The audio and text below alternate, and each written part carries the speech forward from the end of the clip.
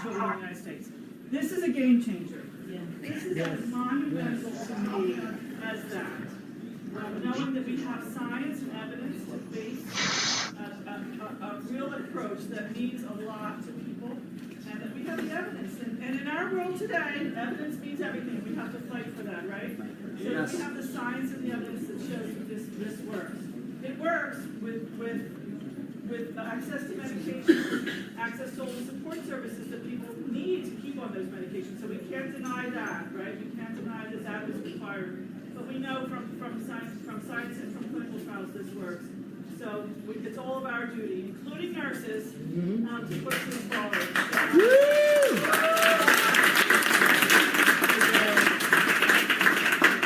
Thank you, Carol. Hey, Alabama! Yeah! Wait, my turn. Hello, my name is Terrell Gregory. I am from Trenton, New Jersey. When I was first diagnosed a couple of months ago, I was not ready. Wow. But thanks to the support of this wonderful community and the advocacy that everyone's doing, I was able to get myself together and get to an undetectable viral load within 30 days. 30 days. And I didn't realize how moved I would be and how proud I would be of that. And this phrase is amazing. This is like my first time seeing it. I think it's awesome. A lot of people don't know, but I've always wanted a child, and I plan on having a child, and I know that that is possible. Yes, it is. And I appreciate every last one of you, and I look forward to more conferences like this. All right. Come on, Kathy. Hi, my name's Kathy Hires. I'm the CEO at AIDS Alabama. AIDS Alabama! And, you know, Elton John says the only way we're going to end this epidemic is with love and to fight this damn stigma that I have to live with down in the South every single day of my life. And I don't know where the hell Bruce came from, but he has done an amazing job of educating all of us. You know, so I just want to say thank you very much. You know, this is another tool in my toolbox that I can use with these judgmental people who think that there's something wrong with people living with HIV. You know, and I just am so thankful for all the hard work that you've done. You know, I think this is a game changer. I think it was Carol that said that. You know, this is changing the way people think about HIV. You know, that's amazing, y'all. I've been doing this work for a long time, and this is one of the best things that's happened in all my time working in HIV, so thank you very much. Thank you, Kathy. It's all you, baby. It's you. Charles, yeah!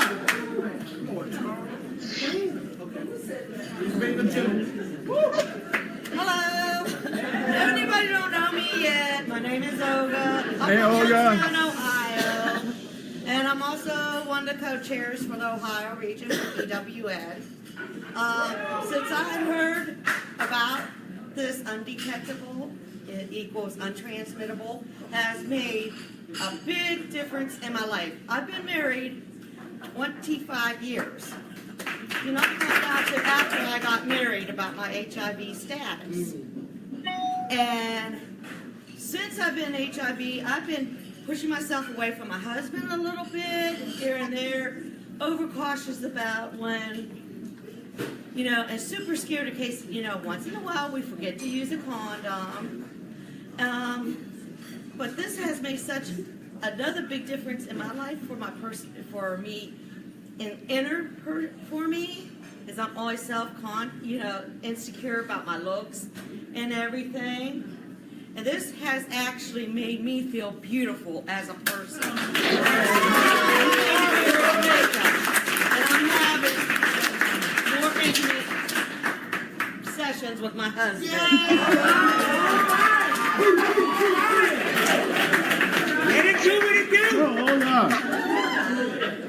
Charles. Hi, everybody. Hey, Charles. Hey, Charles. Who are you? I'm Charles King. Yeah! And I'm not ashamed to say that I've been HIV positive for nearly 20 years. And you know what? I was actually very fortunate because even when I seroconverted, they were saying, just wait, just wait. And I said, I don't want this virus in my body. I went into a clinical trial, and I have been virally suppressed since 1 week into my HIV status. That's how long I've been on HIV medication. Now, I think most of you know that I have been passionate since the campaign to end AIDS days about ending AIDS as an epidemic. And there's like three basic biological prongs to doing this. One is everybody who's positive knowing their status. Second, everybody who knows their status getting on treatment and getting virally suppressed so the disease doesn't progress in them and so that they can't pass on the infection. And then 3, scaling up prevention like PrEP. But you know what? Number 2 is the one that is going to be most effective at bringing the epidemic to an end. Now all of this sounds good, but then it gets messy. Because we get into those things called the social determinants of health. If somebody doesn't have a place to live, if somebody doesn't feel comfortable going to the doctor's office because they're afraid people are going to know who they are, know their business, all of those things, those are the things that keep us from getting virally suppressed. The reason I jumped on the bandwagon of U equals U is because the number one reason I believe that people aren't getting tested and aren't getting virally suppressed is because of stigma. And so much of that stigma, and I know this from personal experience, is from right inside ourselves. We have heard so many messages that signal to us that we're the cause of this, that it's our responsibility, that it's our fault, that we start internalizing those messages. And we start feeling bad about ourselves. And we get the fuck-its. The fuck-its is, why should I take my medication? Why should I do that? Well, you know what? We have a reason to feel good about ourselves. You know what we now know is that if we work to become virally suppressed and stay that way, we are single-handedly ending the AIDS epidemic. And every person who's virally suppressed is a superhero for contributing to bringing this epidemic to an end.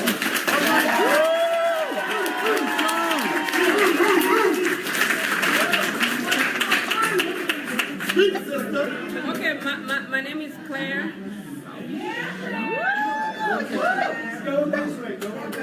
Okay, my name is Claire. I'm African, but I'm going to become a Michigander, and I'm a very proud Detroiter. I love Detroit with all my heart. So I was born with HIV. I haven't known anything else except living with HIV. So undetectable, equal, untransmittable. For me, it gives me the power to change the dialogue about the risk I pose to other people. Instead of just keeping the conversation over little things, it gives me the power to change the dialogue and say, let's focus on changing the attitude and culture on how people living with HIV are perceived. Because I'm not at risk as a young woman living with HIV.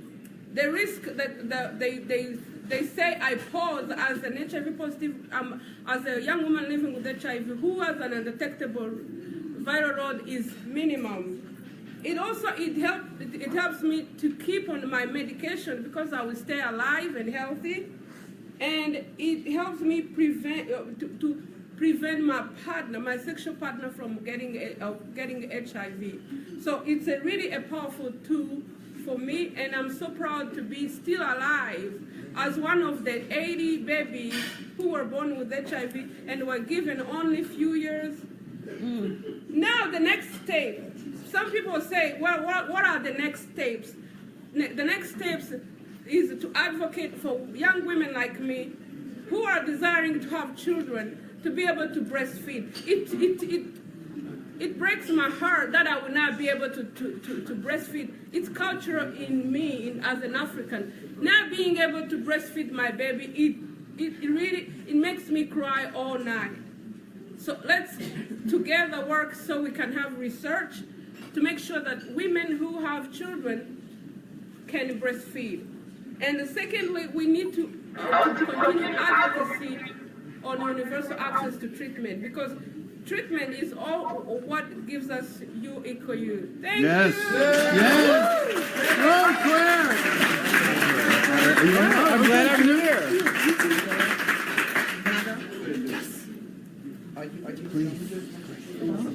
No, you go. Okay. Oh, I gotta get close. So I'm right here? Okay. You want a chair? I don't need a chair. So I want to talk about, hi, I'm Wahida Shabazel from PWN USA. And I just want to, thank you. I want to talk about why U equals U resonates with me as a woman living with HIV.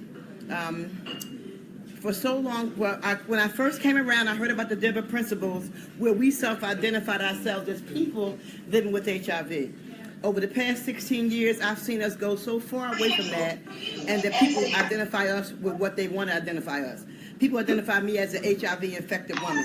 I'm not an HIV-infected woman. I'm a person living with HIV. So when I hear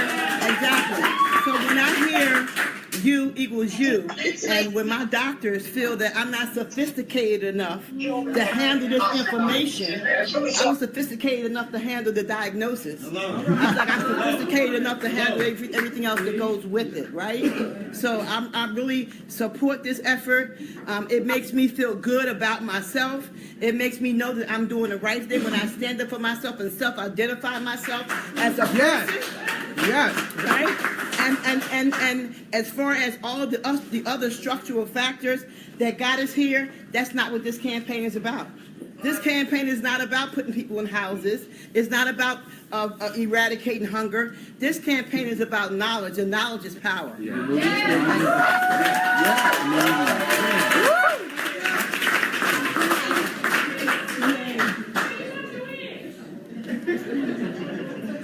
Hi, I'm JD. Hey, JD. I'm with thebody.com. The Body. And before that, I've been with a bunch of other things, including CHAMP, Community HIV/AIDS Mobilization Project, and we formed a national network to do prevention advocacy when few others were, and helped to coin this prevention justice movement. And we had a secret slogan at the time, which was HIV prevention. It's complicated. But as it turns out, actually HIV prevention, based on some of the research we helped fight for and win, and that many of you participated and supported, HIV prevention is actually pretty simple. Right? Because all along, we didn't know it at the time, but that undetectable actually always has been untransmittable. It's not like it started when the HPTN 052 results came out, right? So it always has been, it just hadn't been fully validated. And PrEP works incredibly well, right? So many of you are part of a movement that fought for resources to bring about the truth that had already existed, or that we needed to find out, that actually HIV prevention is and can be simple. What's complicated is the fact that now people are like, oh damn, now people might want to have sex and not feel bad about it. That's the complicated part, am I right? What's complicated is the fact that we've never had accurate information in this country that leads people to think that it's a one-to-one correspondence, that someone's HIV positive and someone's HIV negative, and they have sex, it ends up two positive people, which has never been true, and never will be true. That's a one-to-one thing. And that still leads to people with HIV walking around carrying that burden, right? Whether you're undetectable or not, of people not knowing any of it, being told any of it, and thinking that you're out there being wildly infectious. And that's a deep injustice on so many levels. So I'm really thankful for this campaign that's doing a simple thing called telling the truth, you know? And let's let simple things be simple, because a lot of complicated things right now are very complicated, right? So we really need to embrace the simple and let it be, so we can also get to that complicated stuff, because there's a lot of it out there. So I just want to thank you for that. And then in a particular sense, I want to thank the Prevention Access Campaign and for its work it's doing to see something and say something, and invite you, if you see something on thebody.com, because it's a big old site, right, that isn't right, you tell us, we take it down. There's groups Yeah. that have sent us, AIDS organizations have sent us their current materials on PrEP and PEP to put up, and PrEP and or viral load to put up, and we do not put them up because they are not right. PrEP is not 90% effective. PrEP is almost 100% effective. We're not going to put those things up, but we got a big old slate. If you see it's up there, you tell me we'll take it down. Yeah. Hello, everyone. Hi. That sign right there means so much to me as a young woman. When I was diagnosed with this 3 years ago, I felt like my life was over. I felt like I was on my dying bed, and everybody told me, just take the medicine, you'll live. I'm gonna take the medicine I can't even swallow. You know, you look beautiful. They'll come in the room and tell me you look beautiful. I look beautiful. I'm 80 pounds. What do you mean I'm beautiful? I'm 80 pounds with a big head full of dreads. Are you serious? So I'm thankful for this day. I'm thankful for this day. I've had this for 3 years. I'm undetected. Great. I weighed 130 pounds. I just want to say thank you, and everyone in this room, thank you for not being scared and coming out. Thank you. Thank you. Thank you. Hey everybody, my name is Brian Jones from Cleveland, Ohio, and the reason why I love this campaign, I was diagnosed at 84, and I never thought I would live to even a couple of years past that, because, you know, as you know, they were calling it grid. So something like undetectable with somebody like me that's resistant to all the medication that's out there, my doctor kept saying, hold on, just hold on. And to quote a poem, when there's nothing left in you except the will which says to them, hold on. My doctor just told me to hold on, something's coming down the pipelines. And I held on and held on and held on. I got on the regimen that I'm on now about 4 years ago. First time I became undetectable. Took that medication for 2 months, became undetectable. And I was a person who always had a viral load of like 250,000 and T cells not over 31. I held on for about 4 years with that. And then this undetectable thing. So when I try to tell my friends who came up in the ranks, I'm not a long-term survivor, I'm a long-term thriver. A survivor for me is somebody that's out in the middle of the ocean was saying, hey, I'm over here, I'm over here. We're doing more than just surviving, we're living. So with undetectable, I try to tell my friends that undetectable is something to be proud of. And they were like, well, I don't believe that. I'm like, okay, it's the same science that told you you was HIV positive. And you've been boo-hooing about that all this time. Now that I'm giving you a feel-good moment, you don't want to accept it. You know? So for things like that, so I'm grateful for this campaign because it's the kind of campaign that I like to do. And anybody knows, do they know what I'm going to say? You equals you is not a grassroots campaign. It's dirt advocacy. Because in order for grass to grow, you got to cultivate the dirt first. And the people who really need to hear you equals you are in the dirt. And they need to have dirt conversations. So it's up to us to take it in the dirt and give people a real, no-holds-barred conversation. I call it straight up no chaser. It's enough of us trying to be politically correct in this room, and I don't give a damn. Like they said, all right.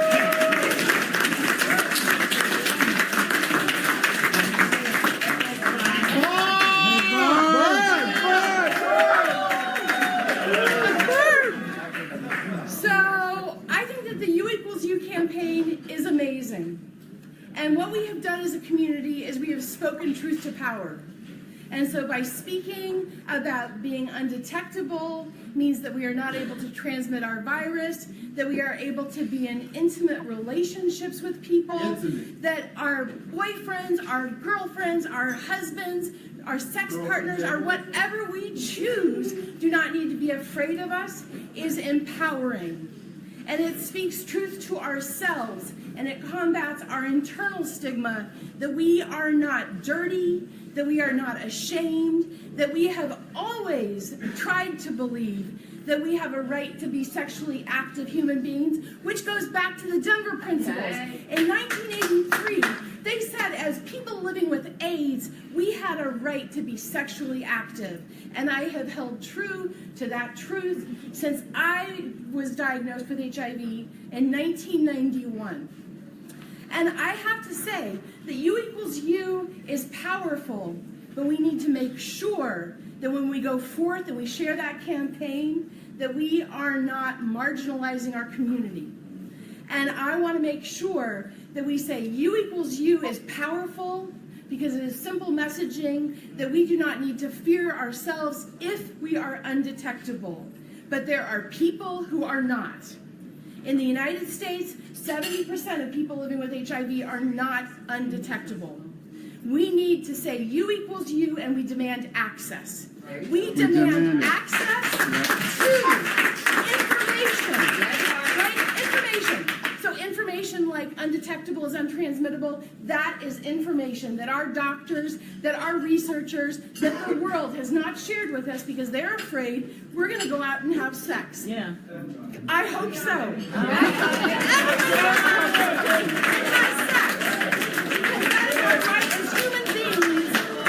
And we do not lose that because we are diagnosed with the virus. We do not lose our right to be sexually active human beings, to be in relationships or not as we choose. But we must demand that that access is shared with our communities, that it is shared in a factual way, but we must also advocate and demand and speak truth for those who are not there. We need to demand access to care, to treatment, and to prevention, because there are people in the United States who do not have access to an HIV doctor without driving 6 hours, and that is unacceptable. Unacceptable. So when we advocate tomorrow and we share you equals you, we also need to say that there are things that are still unacceptable in our world, and we speak truth to that power as well. That we find it unacceptable that there are people in the United States who do not have access to HIV medications if they choose to take them. That is not acceptable in my world, and it shouldn't be acceptable in yours. So when we speak truth to power, you equals you is a great campaign, and it is a great starting point. I would actually say the next campaign for you equals you is you equals you, we demand access to all of it, for all of our people. We have never left anybody behind, we have never left anyone behind, and we're not starting now. So we demand access. We for do. All of us. Yes, thanks, Barb. Thank you, Barb. Hey, Brady. Okay, I'm Brady Dell from Nashville. So when I was diagnosed back in 2009, immediately, well, I was preparing for an HIV. My doctor came back in and told me I was HIV positive, and she walked in and told me I had AIDS. So she's like, we need to get you on treatment. We need to start your medication. Of course, I was just like, pill every day. Of course, it didn't go over very well. After several failed suicide attempts, I finally decided to go ahead and start in on the pills every day. But they kept saying, take it every day, you'll be healthy. You'll eventually get healthy, strive for becoming, suppressed, and you'll become undetectable. But I'm like, okay, so I'm taking a pill every day, this imaginary thing I hear, undetectable and healthy, and I've also been told, I should drink 8 ounces of water every day to be healthy, and a glass of orange juice to be healthy. I don't do that either, but I guess I'll take this pill, though, to be healthy. And it wasn't until you came around that gave me something tangible to feel good. I felt human again. I felt like a human being. I was able to look at myself in the mirror and see Brady for the first time in years. I didn't look at myself and see a virus. I didn't look at myself and reduce myself to a diagnosis. I saw me as a human being, a fully functioning, healthy, capable, loving human being. And this message, like Barb said, we can use it as a starting point to push and create and obtain so much more. But also at the same time, don't make those of us feel ashamed or guilty for being a little selfish with this message and feeling human. So, that's all I'm saying.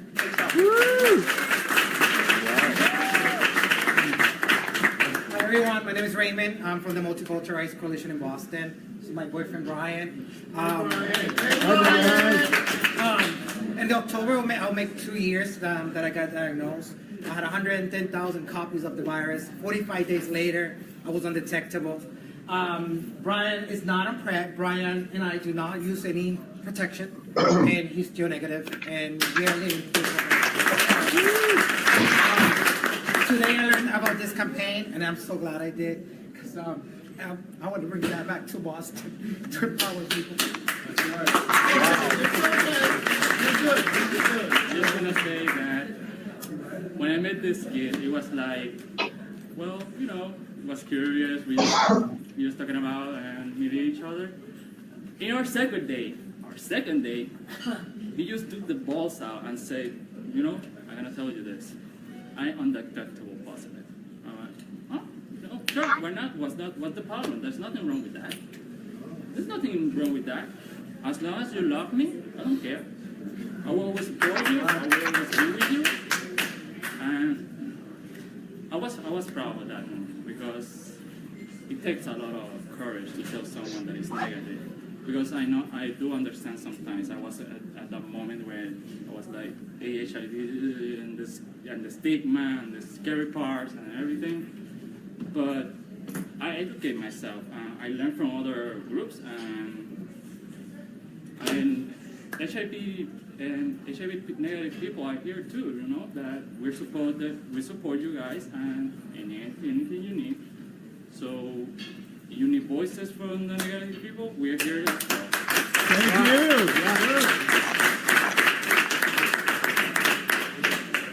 you. Wind up.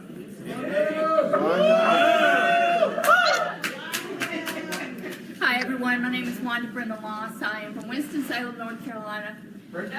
Hey. I came to this campaign, Bruce somehow or other, Bruce Richmond, Prevention Access, we started following each other on social media.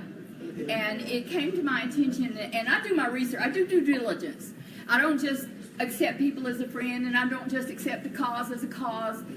But when I have done my due diligence, I have looked at what I believe to be facts.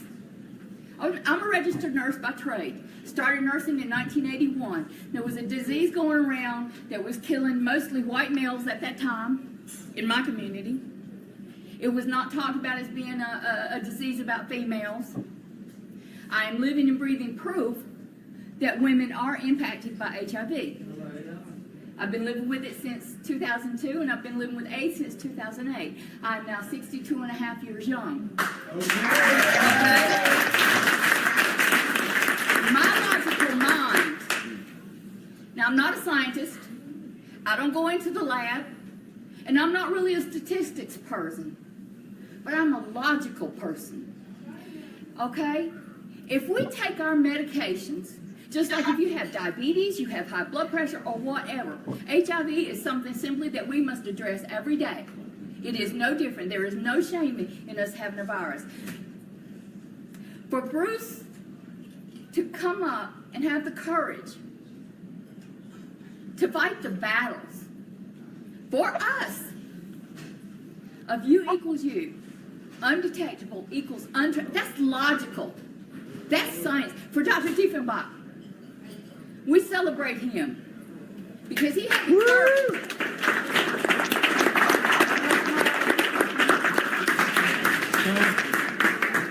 He had the courage to stand up and to state that this is science. We have other nurses in the room who also stand behind this science. One of the things that was brought to our attention was that there are too many persons that look like me. At least on the outside.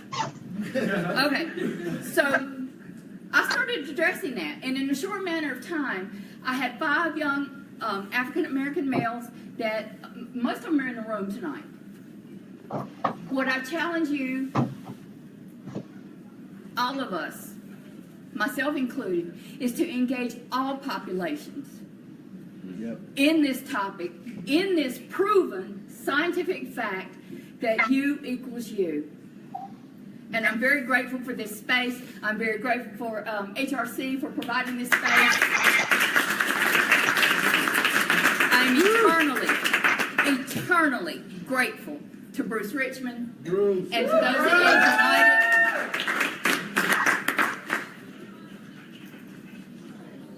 at AIDS United is one of the, they stand with us as well. And some people say, why don't other agencies join in? Sometimes they will, but there are rules and regulations that they have to follow, so we cannot judge them. Okay? Rome wasn't built in a day. But how far we have come in this campaign in this short amount of time, I want everybody to say hallelujah and go yay. Thank you.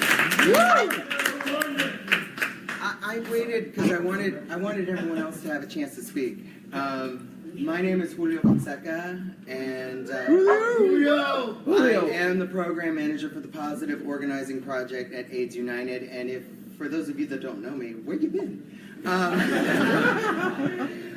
Seriously though, Bruce, the Prevention Access Campaign and You Equals You is one of the POP grantees for our 3rd year.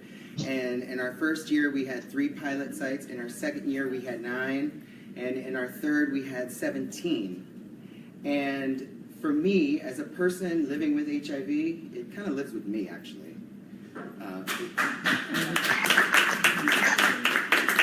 I have been doing this work now since 2011. I was diagnosed February 14th, 2009, and here we are. And to be here with all of you, sharing this message that is rooted in science. It is science. If somebody questions you for a second, you can show them and say, all right, you know what? Because, you know, gays like to read. Each other. Most of us. Each other. A lot. But, like, no, take a moment. Learn something. Do something. And, I mean, for me, as a person living with HIV, I wrote a blog even before this actually, before Bruce and his team became, you know, part of the POP cohort, basically saying, this is real. This is amazing. To be able to, like, but to also then be able to commit to yourself. To commit to yourself, I am going to make sure that I take my meds every day. Because I'm not only protecting my health, but I'm protecting the health of those that I am intimate with in whatever sense. That's huge. This has been huge. I just wanted to say thank you, because I know that you all are the troops on the ground. I know the people in the room that have been doing this work, and it's just, sometimes when you sit at your desk in Washington, D.C., and you try to figure out what is going on exactly, and then you see it, and you get tweeted and retweeted, and it's passed around the world. It's kind of awesome. So anyhow, I think that you all owe yourselves a giant round of applause. Thank you.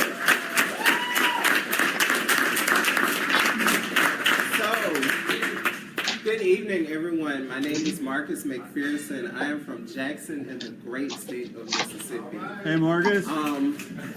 And I was going to sit back and just listen to everyone else's stories and not share, but I really just hearing all of the other stories and then listening to how You Equals You is really going to have an impact in the community and how it will have an impact on the people that I serve in the community of Jackson, Mississippi, just moved me to get up here and share.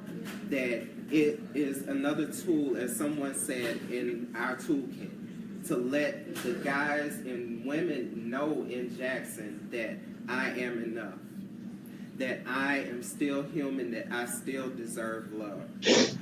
I have been living with HIV since 2012, and that just standing here and saying that was a process. Standing here and saying that took me months. It took me almost a year to just get to the point where I could say my name is Marcus McPherson and I'm living with HIV. Especially, thank you. especially with the stigma that we have to deal with, especially with the background of my family who are Jehovah's Witnesses. I'm not going to go too much into that.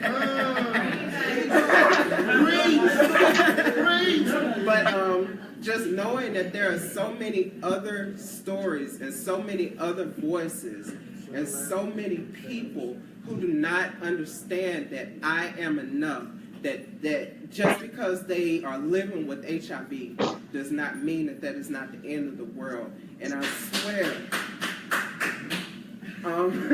I swear that it's almost to a point where we are going back to the 80s.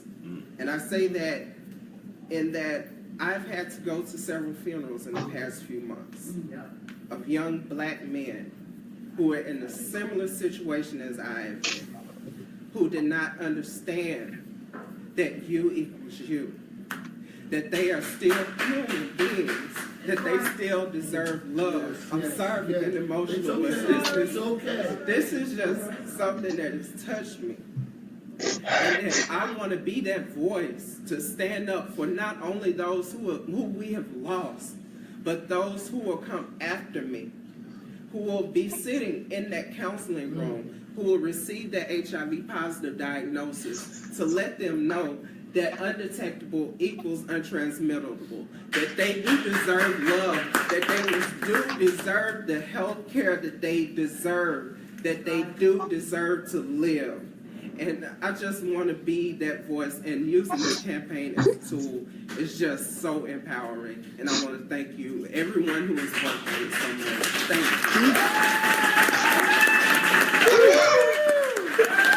Stacey! I am a shero. I tell you, I've been through so much, and October the 17th will be 22 years that I have been a woman living with HIV. In 2014, 2013, around a little bit, I was told that, you know, I could not ever have children, that I should not have children, give birth because of my HIV. And I thought about that thing for a long time, and that kept me from even attempting or even trying. Well, in 2013, 20 years later, because I have a 23-year-old son, I found out I was pregnant. And so I went through the treatment and everything was going good. In 2014, March 19th, I gave birth to a healthy baby boy. He did not have the HIV virus, but because of stigma and because of selfishness, being undetectable was not enough, and they took my son's life. So that's why I stand before you today.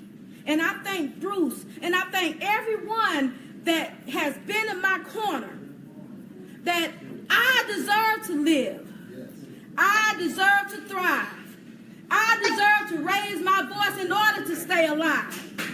You deserve to live. You deserve to thrive. You deserve to raise your voice in order to stay alive. We deserve to live. We deserve to thrive. We deserve to raise our voice in order to stay alive.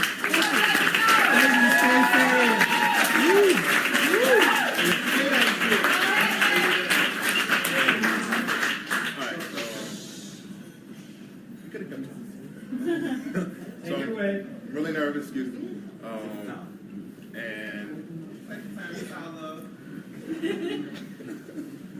So I found out I was HIV positive on March 6, 2017.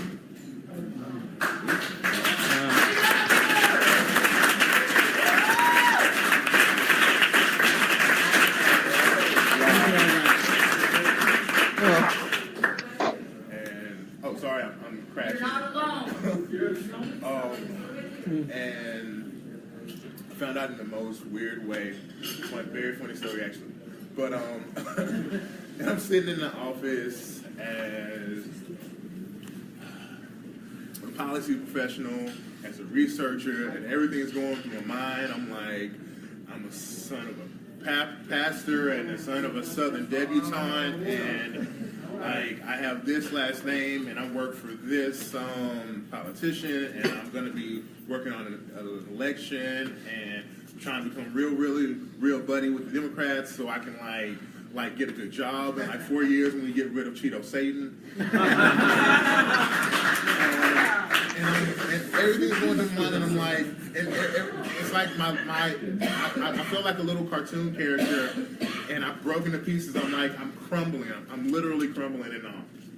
And so like I'm like, and I get a phone call. It's a conference call, and people like, you know, shit's hitting the fan. I'm like, well, shit's hitting the fan here too. I'll call you back. And very sweet lady, Candace Young, worked at the PG County Health Department. She told me about this, not in this uncertain terms, but she's like, you know, you're gonna live. It's not the end of the world. You can get married. I said I was not gonna have sex anymore. She's like, no, sex is awesome. You should continue doing it. Like the young brother over here, I'm like, I love kids. I did a lot of work on the My Brother's Keeper initiative, and I was, you know, trying to like pop out a starting line of a football team, and you know, then I realized like I couldn't do it. You know what I'm saying?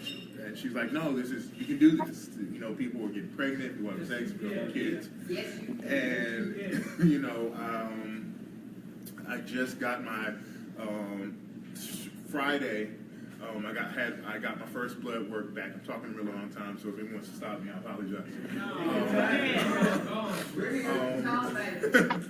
I got my first numbers back, and I'm fairly good or whatnot.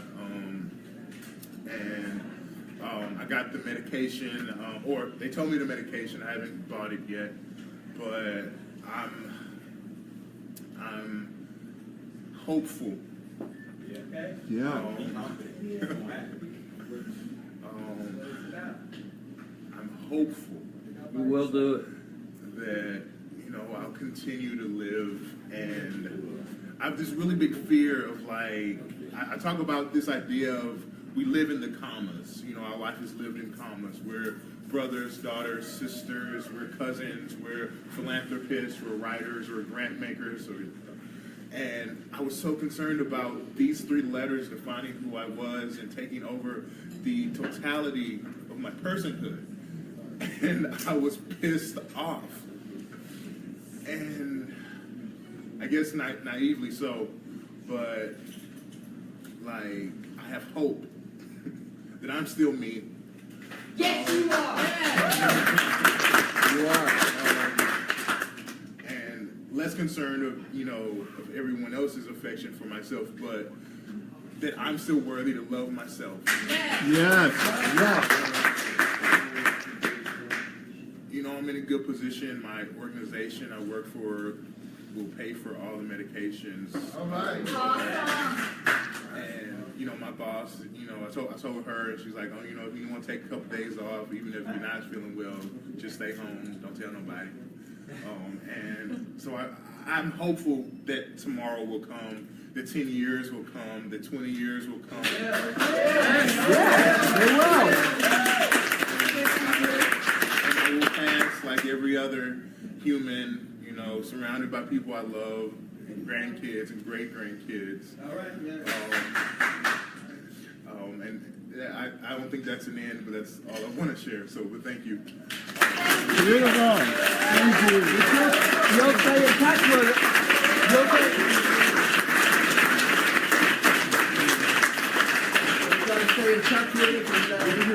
When I was talking about the power of our social networks, we the people met this brother. He was introduced to me online 4 days ago. 4 days ago. And I said to him, I'll be in D.C. on this day. This is the hotel I'm going to be in. You need to come and see me. He got off work today. He came by. I was in my room upstairs. Sat there and talked to him. And I said, guess what? You need to come downstairs. You need to come to this reception. You need to sit in this space with these people. And I know that he is forever changed. And now we got another warrior in this game.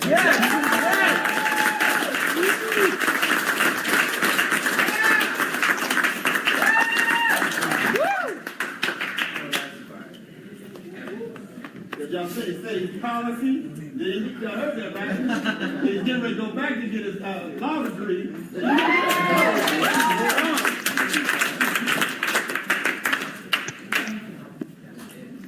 Hey y'all, my name's Patricia. Hey Patricia. How y'all doing? West side of Chicago. Okay, so I was diagnosed maybe a little over 30 years ago, so it's like, it's not a new game to me, it's a true game to me. And when I was diagnosed while pregnant. I didn't know that I was HIV positive until somebody came and told me, because I was on drugs, and somebody told me that your baby was HIV positive. And so what I thought HIV was, I had no idea. They told me that it was a gay white man disease. I said, well, I'm not white and I'm not gay. And I'm not a man. But all I knew, that when I walked in that room, they told me that it was a horrific experience for me. They told me, get ready, 2 years, you're going to die. Tell your mom and daddy to get your funeral clothes ready. But my father told me that what the Lord has planned for you is not death, but life. So today, I'm living proof. That was like 30 years ago. I'm still here, y'all. I've been married. I'm a medical case manager. I'm working with people living with HIV and AIDS, and I'm still here. Now, I've been through my battles, being detected, undetectable, but now when they say you equals you, I said me equals me. You know what happened?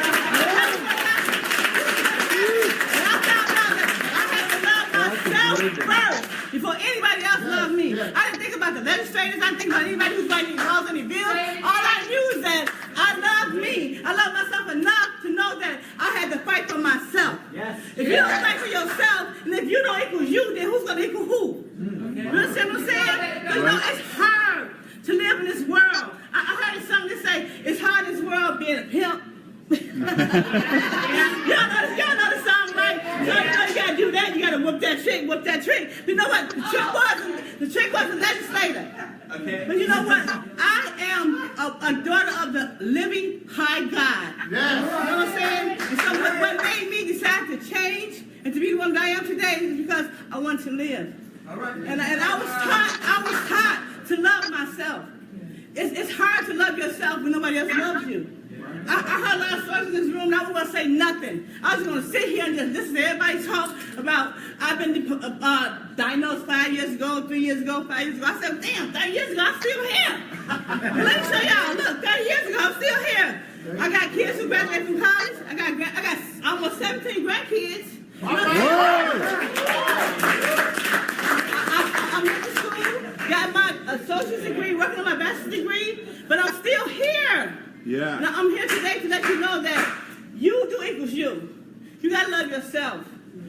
I'm not going to say that don't try to be something that you ain't. Be who you are. Be who God destined you to be. Yes. You know what? I know a lot of people don't say, oh, we don't want to hear about God, but tonight you're going to hear about God. He's the one who created you. He's the one who brought you to this world. And He's the one who's going to allow you to keep on striving. So I don't care about being gay, being white, being black, being whoever you want to be who you are. But love yourself, people. You have to love yourself. If you don't love yourself, you're going to die anyway. No matter what that campaign say, you equals you.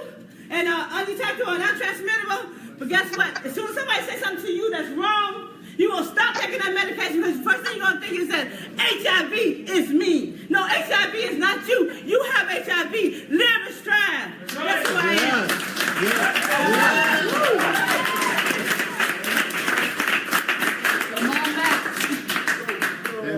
What's up, y'all? My name is Max Boykin, manager of HIV Prevention Justice Alliance. I learned from Serge, I learned from JD. I got great mentorship into where I am today. And many of the people that are in this room today taught me what I know. And many of you have been living with HIV longer than I have lived on this earth. And that right there is itself is amazing. But I constantly think about this in a larger struggle that we continue to fight, that we will always be fighting against stigma. I think about my uncle that passed away, and I was like, if he was in this room to hear this, this would change his life. This would change my grandmother, her thoughts, change my family's life to hear these things. And think about how it is important that we just don't talk about this in this room, but we continue to talk about it outside of this. Yeah. that we continue to bring this up, and we continue to let folks know why this is really important every day, that you does equal you. Yeah. And something Patricia really talked about was like loving yourself. That's right. And I think about loving yourself, and I'm going to talk about this. I'm part of this larger movement, and we are all part of this larger movement of stop criminalizing our people. Stop fighting our people. Stop hurting our people, but actually uplifting our people. And I learned this chant from a young man and a good friend of mine, Damon Williams in Chicago. And I want y'all to repeat after me. Let my people go. Let my people go. Set my people free. Set my people free. I'm letting my people know. Let my people know. I love you like you were me. I love you like you were me. Thank y'all.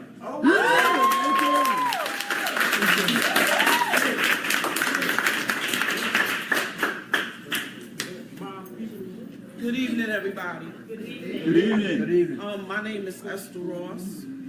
I have lived with HIV, or was diagnosed with HIV in 1993. When I was diagnosed, I was already in the AIDS stage. I was told that my viral load was in the millions, and I had no CD4 count. Wow. I was on drugs for about 27 years of my life, crack and heroin, and when the drugs came out during that time, they told me that I wasn't even worth giving the medication to, because they said I would be dead in 6 months. Come on. This 2017, I'm still here. You go, girl.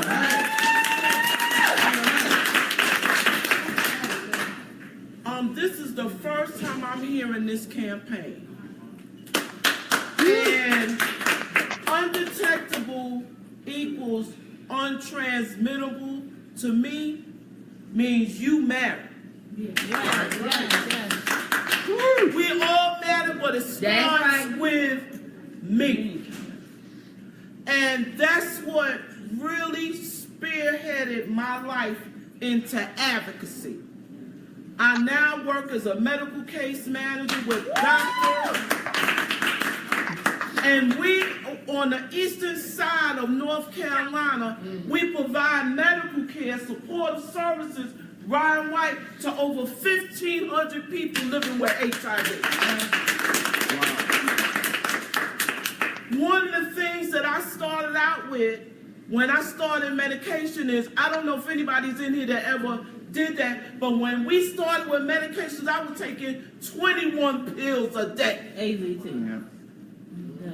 Because I was trying to live.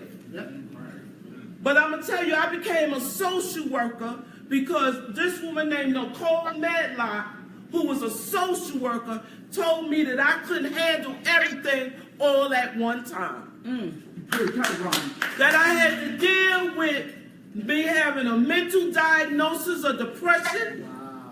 I had to deal with my substance abuse. And once I dealt with that, then I could begin on the goal of addressing my HIV. Now, I heard from the young lady that shared about when we love each other, it's empowering. When you love yourself, it is not just a word that you say. It is action. That's right. I have to show and prove in my action, my walk, my steps. I have to take my medication. I have to share. I brought some women with me, and we from North Carolina, we are the We Team Women Empowerment of the East, AKA Girls on Fire. And I had to share with them that this struggle is real. Right. You want to live, and you want to really live your life. But I'm going to tell you, taking all these medications was a struggle for me. Yes. Working, going to school, trying to get, I just got my master's degree last year.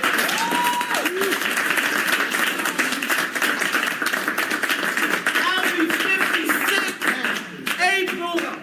April 20 22nd, I'll be 56 years old. I know I look good. And then August 8th, I have 20 years clean off of drugs.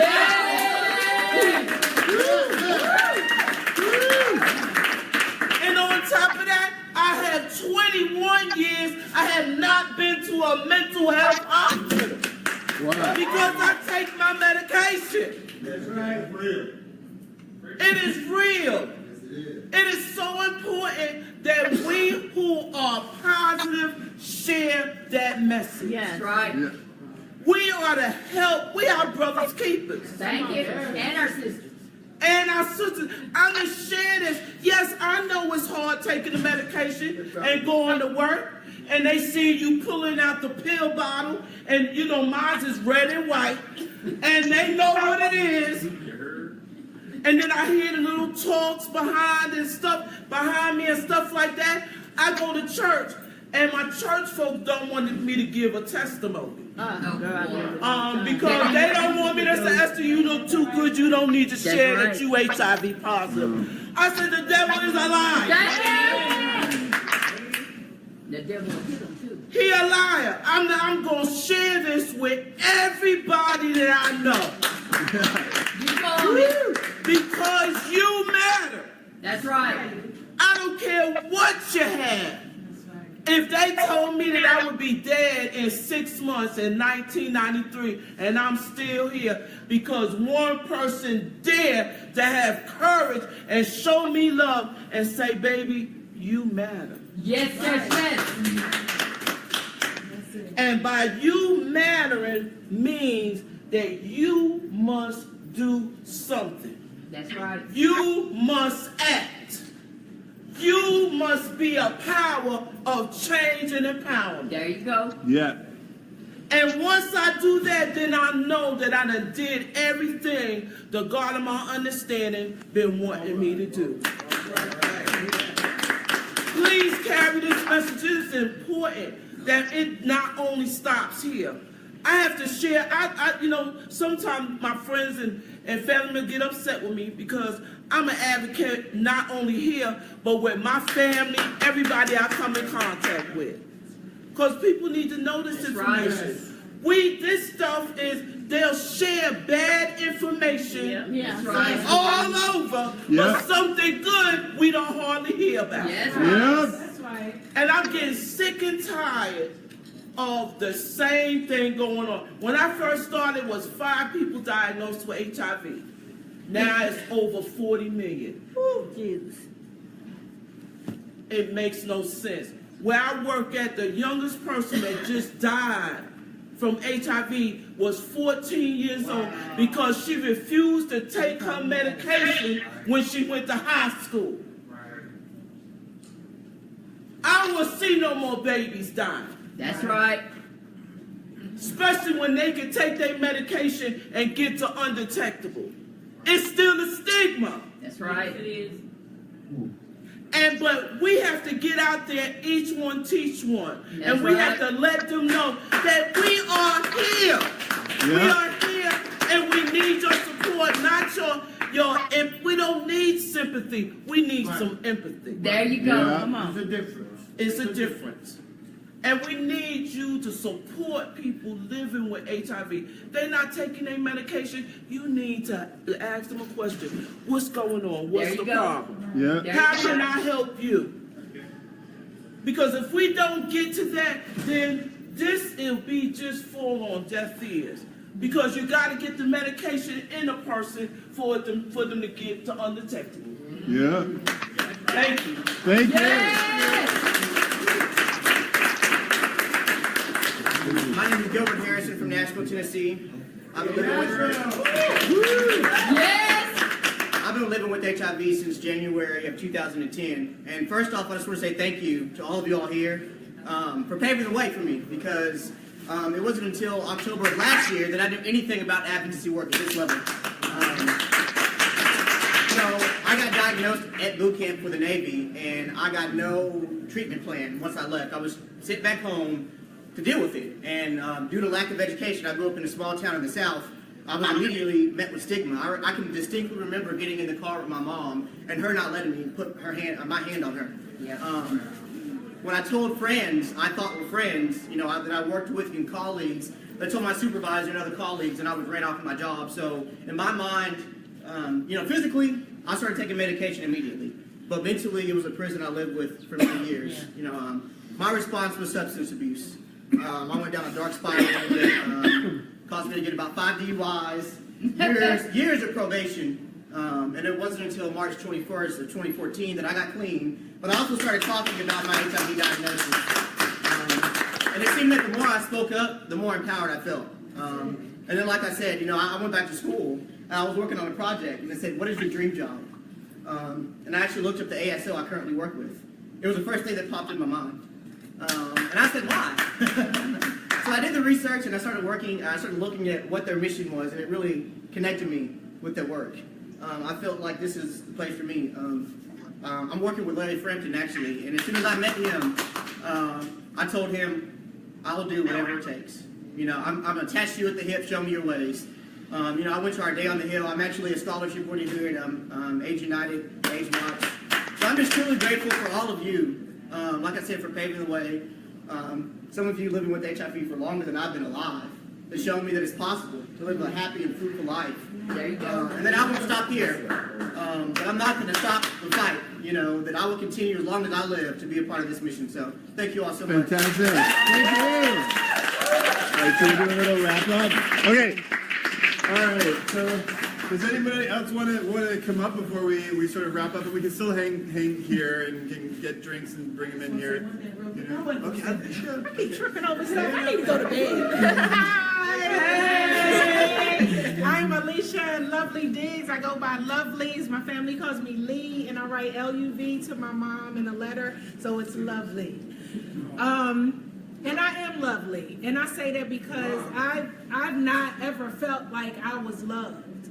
Not because my family didn't love me, but because I went through rejection and teasing and things like everybody else went through. So I grew up just feeling so insecure, not knowing who I was. And then getting diagnosed, I got diagnosed 16 years ago, and I knew it wasn't a death sentence. And before I heard about U equals U, I knew that I was healthy, but I still felt terrible.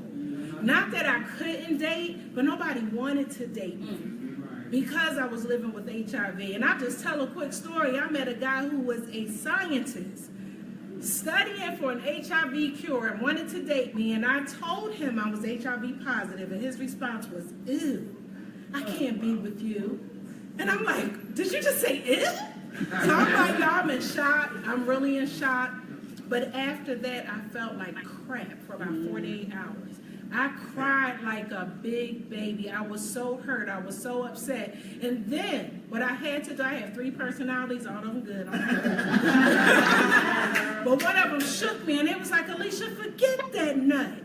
You are awesome. You are the bomb. And somebody out there wants you. That's right. And I had to love myself, guys. I heard so many different stories, and every story resonated with me. I was not going to come up because I was like, I don't need to come up. Right. But nonetheless, everybody needs to hear your story. You need to know that you are awesome. You need to know that you are the bomb. You need to know that you're lovely. That's So do you and do you to the fullest, and remember, you equals you, because you matter, just like everybody else said. Yeah. Thank y'all. Love you.